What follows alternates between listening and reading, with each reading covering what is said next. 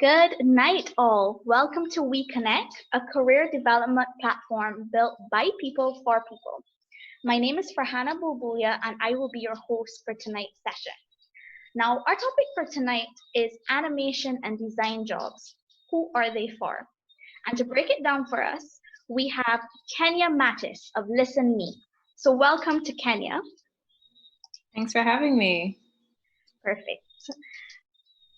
So to give you a little bit more information about Kenia, Kenia Mattis is the founder of ListenMi, an animation and design studio for diverse, immersive content.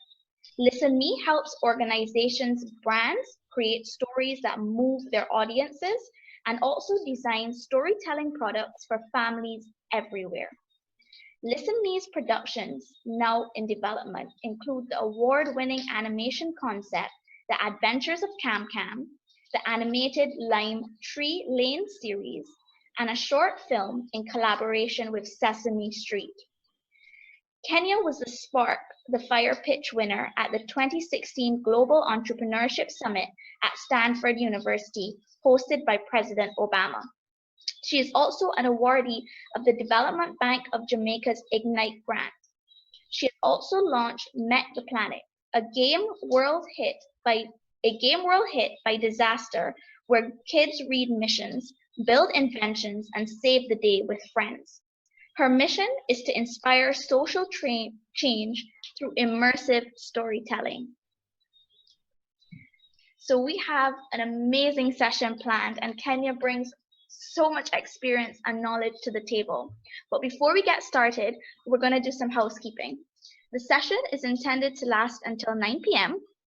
and Kenia will present on the topic, and throughout her presentation, we'll be launching poll questions, which we ask your feedback for. So we welcome you to answer the poll questions as quickly as possible so that it can add to the discussion. There are different ways that you can ask questions throughout the session. There's a Q&A box at the bottom of your Zoom screen. You can type your question in there. You can also use the chat box to post your question, your comment, or even a reflection on the presentation. Or you can pose a live question by simply using the raise your hand function, and we will unmute your mic so that you can ask your question. So all three work, and it just depends on what your comfort level is. So we welcome you to ask questions throughout the session, and Kenia has promised that she will answer them. So without further ado, I'm going to pass on to our speaker, Kenia. Thank you so much, Farhana. Good evening, everyone. I don't know if you are able to respond if I'll hear you, but I hope everyone is doing fine. How's everyone doing? I hope that's yes, that you're good. We're great. Thank you, Kenia. Okay, great. So this is meant to be first of all, I'm very excited to have this opportunity to share in this very intimate setting with you guys my thoughts on a few things related to my experience and experience of the team around animation and design. And specifically jobs, who are they for? Is it for creative people? Is it for, persons who really want to make money? And is it for people who are certified or, with particular institutions? It's meant to be a very interactive session, so please, stop me, feel free to pause and ask questions. I'm in a very relaxed setting. I'm sipping wine as I speak, so it's really more of a conversation than a presentation per se. So I just wanted to make sure that we're all in that zone, and this is a very safe space for us to ask questions that might be, eating at us or gnawing at us. I'll answer to the best of my ability. So a bit about me. I really love building creative products, experiences, and communities. Some of the creative products I'll share with you in just a bit, just to give you a snippet of what I do, and experiences as well that we've been creating, and also communities. So I had been working with the Jamaica Film and TV Association, JAFTA, when it was launched. I think that was in 2015. I was the vice president of that association. And after 3 years, they rotated and there's a new board. And then this week, I was nominated on the board of the Women in Film and TV Association, and that's a new development. And that's another community that I'm very passionate about building, women in film and TV. Another creative community I'm passionate about is the Game Developer Society, for which there's an annual game jam that we're hosting in the next week, actually. So there's a lot going on in creative industries, and hopefully you can share what's happening where you're from and what you're seeing on the ground as well. So I can also be in the know of what's happening in film, TV, animation, game design, all the industries. Okay, so just so I get a sense of who I'm speaking to, I'd love to ask the first poll question for Hannah. Yes, I'm launching it, so you can go ahead and respond. Excellent. So for those of us who are in the room, do you work in the creative industry?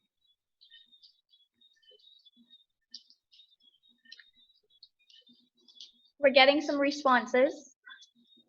Okay.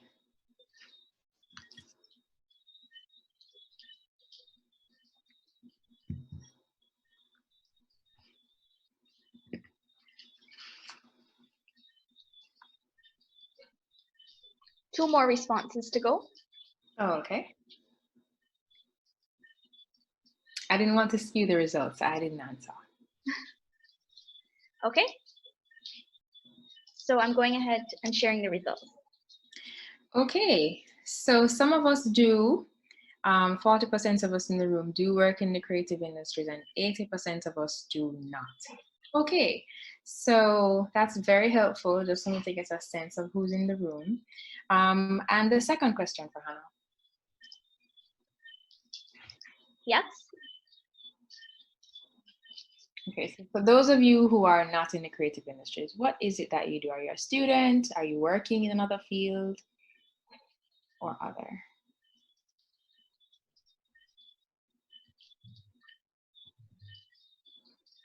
We're getting some responses.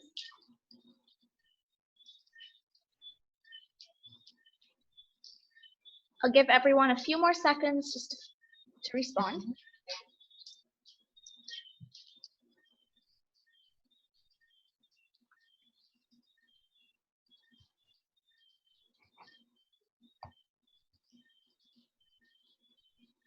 Perfect.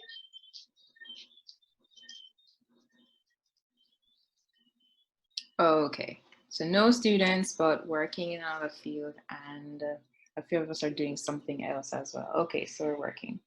All right, well, let's jump in that case. So thanks, Hannah, for giving an overview of the company and what we do. So you know a bit about who we are. We're an award-winning animation and design studio. We focus on immersive cultural content, and I'll show you some examples in a few.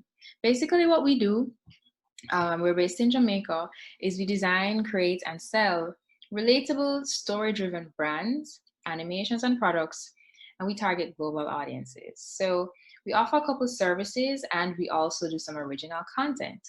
And the services that we provide are in these four buckets, or the activities that we do are in these four buckets of ideation, illustration, animation, and sound design, right? So just to give you an example of what this could look like. So for ideation, a company came to us and said, you know, we have this idea for a brand, we have a name, Outpost Republic, but we really want you to help us to figure out how to develop their brand DNA and what we stand for, so we can offer a very unique service. It's a co-working space. And so we came up with the mantra, the brand DNA, and the visuals that you see here. And that's a part of ideation, that's brand strategy. And for illustration, here's an example of some of the characters that we design in our animation pre-production. These are all in the ListenMi universe, if you will, for different projects that are in development now or have been in development in the past. For animation, this is the project that Farhana referred to earlier. We have an animated short, actually, which you can view on our Instagram page in the IG video. And you can also check out our website to see more. And it's the Adventures of Cam Cam. It's a story of this little girl who wants to go on intergalactic cosmical space adventures. And yeah, and in addition to that, there's a game that's developing that we have developed as a part of it as well, that you can also see on the website. And then in the other category of sound design, very exciting project which we just wrapped up actually. It was premiered on Saturday on HBO. It's on HBO now, which we did as a project, as a part of an episode of Sesame Street. It's called D is for Dress Up. We're really excited about that because it started out as, you know, a music video, a song that we developed. And they were interested in having it as a part of their show. And it really goes to show how music and Caribbean culture can be as mainstream in not just, you know, adult songs, but also for kids as well. And that's something that we're really excited about and proud of. So those are some of the 4 categories of work that we do there. And something I'm hoping that we can also talk about later today in terms of discussion is workshops. So a project that's really dear to my heart that we are developing now in terms of how can we inspire the future creative economy workers to, you know, create content that can have global appeal. And so we developed Project Greater Cakes, which is a comic and story development workshop where kids imagine, create, and publish their own stories. And we publish them on Instagram. They're going to be on the website, and we're building this momentum where we're seeing kids here and remotely in other places as well write their own stories. And we can partner them with professional creators to illustrate and to publish their work. So this is something I really hope will be a Caribbean-wide initiative as well to foster creative economy. And lastly, another project which is very dear to my heart is maketheplanet.com. And this is a game world, as Hannah said before, where kids are now coming, first of all, to workshops. They're getting kits, they're getting materials that they're using to invent solutions to problems that they care about to save this planet Mech. And we can definitely talk about this and other projects as well. So this kind of gives you an overview of the types of projects that I'm interested in. When I say building community, experiences and products. And I think that this is very important because I really think that the more immersive we make the creative products that we are developing, is the more that people can be inspired by and feel a part of work that can change lives. Okay, but there's more to, you know, making cool stuff in the creative economy. There's also money that's involved.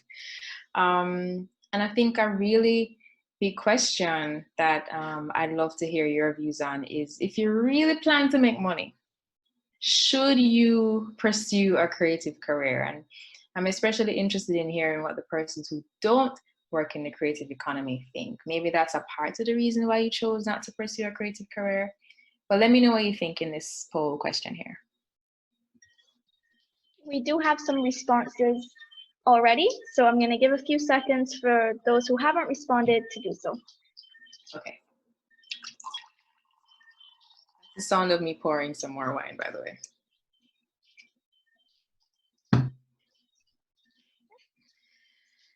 Okay, this is very interesting.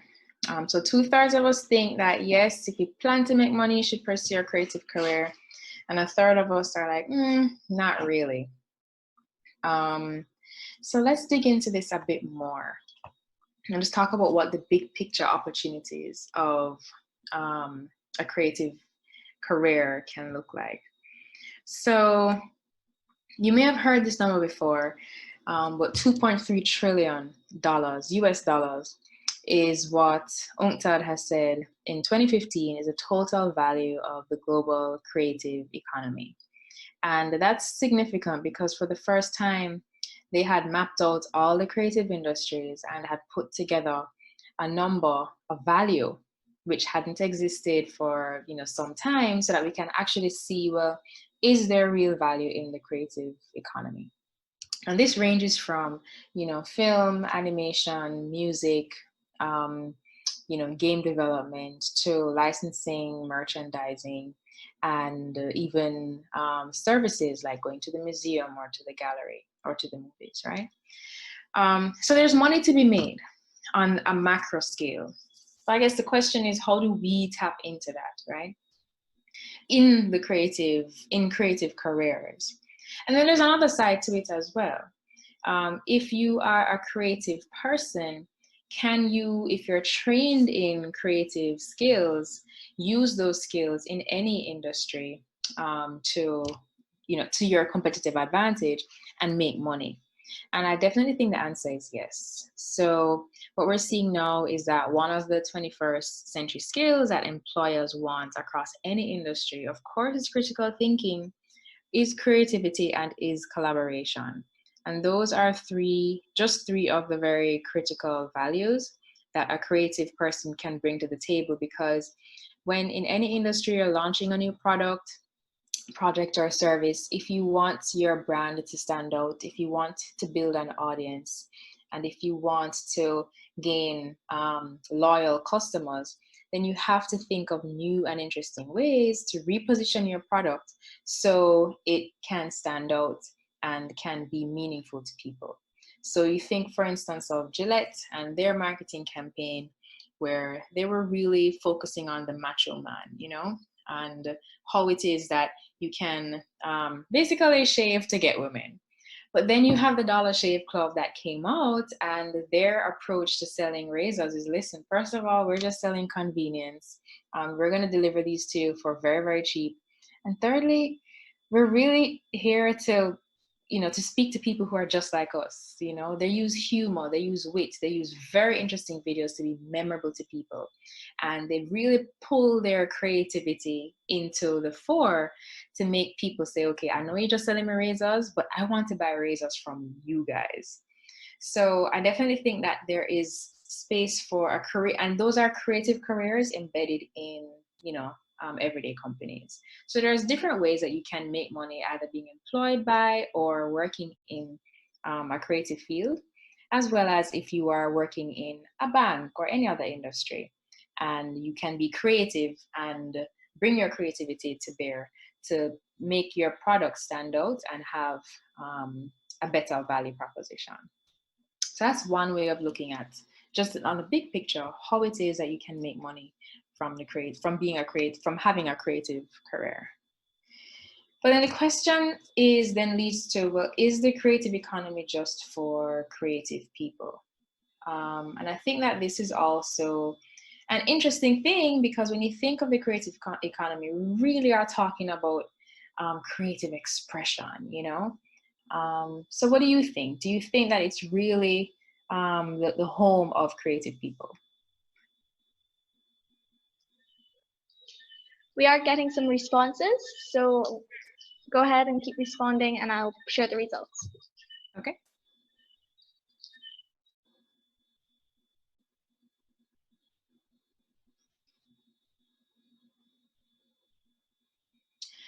Absolutely. So I think most of us are on the same page in that the creative economy careers can be for people who are not just creative. So let's actually look at this in a bit more detail. I'm going to see if I can close this on my screen for a bit. There we go. All right. So the answer, my personal view to this is no, and I'd love to hear what you think as well for the persons who disagree. But let's jump in. So the creative economy, the way how I see it, it's really based on two types of industries, right? There are the art industries and the design industries. For the art industries, which are based on creative expression, we have sectors such as film animation, the visual arts, cultural heritage, music, performing arts, and publishing. And in the design segment, we have advertising, entertainment, software, and video games. And we'll talk more about that distinction in just a bit. So I think that for understanding what types of roles there are in the creative economy, we need to understand how IP is created. And I think that would help us to answer the question of, well, who exactly is it for and what are the roles that we should hold? Firstly, creating IP is built on creative expression. It's built on the words, the sounds, the images, and the movement of people. Your poetry, the words that you say, your songs that you sing, the photos or the illustrations that you make, and your dance moves. Those are all just you creatively expressing yourself. But once you start to document them as scripts, recordings and sketches, you know. You record your sounds and images, you write your words in a script format, and you also show a diagram of how the dance moves are to be done. And then you protect them at your local IP office as copyrights. You get your trademark for your branding or your visual designs. You get your patent for your inventions and your movement. And then you trade them for money. Then you enter the creative economy. And I think that the roles for each of these levels of just this single vertical of creating IP are so different that it's not just for creative people. It's also for people who are able to document, who are able to finance projects, and who are able to understand business. And we'll look at this in a bit more detail now. So what we just looked at a while ago was just the vertical of creating IP, turning creative expression into intellectual property. But then there's the production vertical, which is turning IP into your products and your services. That song or that script that you wrote becomes a file, an item, or a performance that you have recorded. Then you take that to market, using your products and services to build an audience. Then you're going to distribute and sell your products and services through either online or offline platforms. And then you're going to try and finance your growth by raising investment, taking out loans, using your IP as collateral, getting pre-sales agreements. So here are all of these verticals in the creative business model, which is really the creative economy value chain. And once you look at all of these, it's very easy to see that the types of roles that are very important and critical in a creative economy business, such as animation and design, my business in particular, but this is actually my business model, are much more than the creative roles. And here's an example, just a short list of what some of that might look like. So for creating IP, yes, we need the creative skills. We need the artist in animation. We need you to be a very good designer, a good sound designer, a good voiceover artist. But then technical skills now, we're going to need persons who know how to use the hardware and software, persons who understand, for instance, physics, biology, sciences, how movement affects what you would see on screen. Soft skills as well, which are super important. How to collaborate, how to work on a team, how to ensure that we meet deadlines, and we feel good about each other at the end of the day when we go home, so that we have a positive working environment, which drives up productivity. Then in production, we need business leaders, we need project managers, we need artists, we need editors, we need engineers. For marketing, there is content creation, there is data analysis, there is experience design, there's brand and image management, there's market research. For distribution and sales of any creative product, making financial projections are super important. Being able to collect and analyze data, because at the end of the day, if you're marketing your products online, that's a treasure trove of marketing information that you're collecting, and analyzing that is going to help you to boost your sales. Planning events, developing new software to solve new business problems, buying and selling, negotiation is so important when you're trying to land an animation deal. For instance, when you're talking to a network and they're going to promise you a budget, how are you going to make sure that you're getting the amount of money you need to get your production done? And they are going to demand that you deliver on time. So you're going to have to negotiate dates that work for your team. And then finance. For every big Hollywood show and for every small, efficient business, there's somebody keeping their eye on the money, and there's a lawyer who's in place. So the accounting department, your financial management, your investors, your fundraising, all of these multidisciplinary, multifaceted skills are super important in just producing any product that is going to be produced by a large team, and that's going to have global scale at the end of the day. So no, it's not just for creative people. I would definitely say that it is for people who understand creativity and can feed into the business value that can drive the creative product forward. So that for me is a quick summary of the types of skills that are important in developing animation, for design, protecting the work that you have done, and getting to market.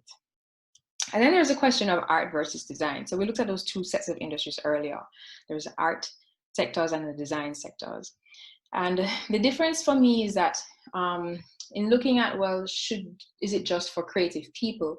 I would say that even when you look at the subset of like creative people, there are different types of creative people, right?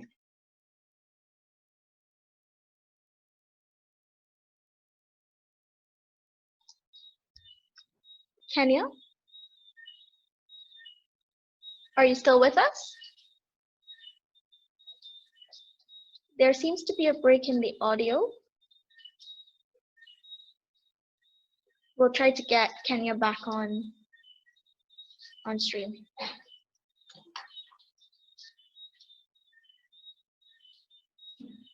Artists. So his job is to help to lead them to solve a problem, but we still need to nurture their creativity so that they can deliver an awesome looking product at the end of the day, right? So the thing is, when you're working in the creative industries or in animation and design, if you are a creative person or you think you're a creative person, it can actually be very frustrating, because the type of environment that is deadline oriented and that is saying you need to deliver this product or this project in 2 weeks, we'd have a date more, and we need to make sure that we are hitting certain target, key messages. If you as a creative person just really want to do your most awesome work, it probably is not a good environment for you. It probably, in that instance, the creative economy is probably not for just an artist who isn't interested in making money. So it's for a creative person who is willing to be creating for the market, right? Because at the end of the day, art and design are two different things. Art is about expressing your inner feelings creatively, but design is about solving business needs creatively. Art is about raising questions, whereas design is about solving problems. Whereas art is free, design is more restrained. And art inspires thought and makes you care. But then design motivates action and makes you do. So those two different types of personalities can make a really awesome product. And for me, what I do in my company is I try to administer like a Myers-Briggs aptitude or personality test for persons who are interested in working with us, just to see whether they would fall in the bracket of an artist or a designer. So we would know what kind of roles might be well suited for them, and also how to communicate with that person as well, and where to put them in the pipeline. A bit of caution: if you believe that you are you're interested in working in a creative business, whether for animation, design, or anything else, I think that if you're an artist, designer, or even if you're a business leader, a finance person, a craft person, where you are in the process or the pipeline can affect the end product. I believe if you put business persons or finance persons at the start of the process, sometimes you can end up with a subpar product, because you might get something that might not actually be it might not get the kind of emotional response you want at the end if you really want to, make an impact on people. But if you bring them in at the end of the process, they can help to ensure, that, but depending on the work that you're doing, they can help to ensure that at least the creative idea is sound, and then it can be refined along the way based on your budget.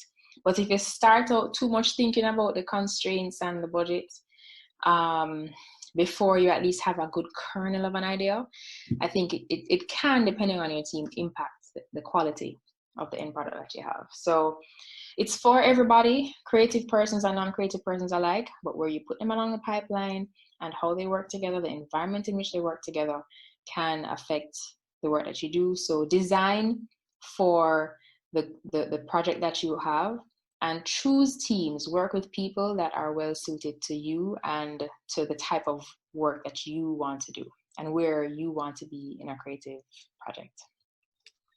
This is my third and final question. What certification do you need as a skilled creative? So you've determined that you want to be in a creative field. How important do you think it is to make sure that you're certified first?